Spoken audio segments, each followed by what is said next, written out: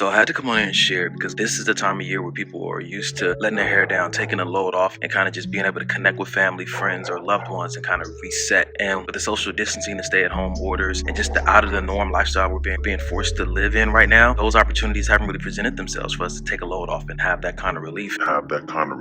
And it's having a real weird effect on our perspective, our attitude about life. I heard a lot of people saying, this year was a wash. Let's just throw this one away, and I can't wait for 2021 to start. But look, honestly, there's so much value and opportunity in this year. Don't just throw it away. Don't just discount it. I know the temptation is real to be bitter, to be nasty, to be ugly, to be pessimistic, but we don't have to give into that. We don't. We've actually been called to be the light in the valley of the shadow of death. Don't let your heart become ugly. Don't let your perspective become tainted. This is not a time to give up. This is not a time to conform to the ways of the world. This is a time to rise up more than ever, be the light and be the salt that God has called you to be, because this is when humanity needs you most. I post this video not to provoke us to start overthinking, overanalyzing, but to be present and aware to the impact our thoughts and our feelings have on our day-to-day life, on our mental health, on our motivation. The Bible says that bad company corrupts good character. So keep this in mind when you're presented with invitations to associate with a post online or with a thought in your mind, or maybe even with certain people.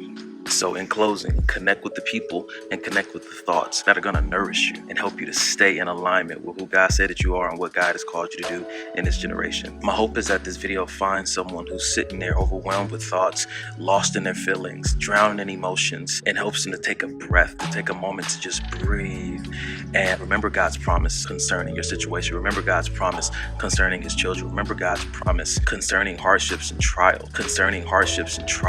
This year's coming to an end. We don't know what the future holds, and we shouldn't worry about it. What we need to do is stay focused and present to where we are now and trust God with this step of faith, knowing that he has the future in his hands. He has the best possible plan in mind for you. And all you need to do is really allow him to lead you. Allow him to connect you with the people that he wants to connect you with that are going to help you to not only endure this season, but to thrive in the season. Because there's something here that God has set for us, for you. Now more than ever, we need to take radical responsibility for our minds. Now more than ever, your special gift is needed for this generation. There's a lot we've had to endure this year, but like my brother tells me, you've made it through 100% of everything that life threw at you, and that should tell you something. So if I could leave you with anything, I would say to take advantage of the verse in the Bible where it says, cast your care upon me because I care for you. This is how you're going to keep your light shining bright. This is how you're going to keep the beauty inside of you flourishing. This is how you're going to continue to be a cure to this generation and not a part of the problem.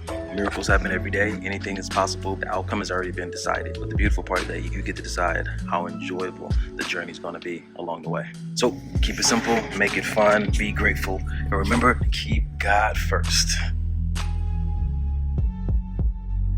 So, this is not a time to tap out. God is for you. Think about what we're thinking about. Allow him to comfort you. Spend more time breathing and identify the root of the emotions that we're feeling. Praying, taking radical responsibility for your mind, meditating. But even more than that, when you look back over the season of your life, who do you want to be able to say that you were? Yeah, you make those choices right now, today. You can be that person.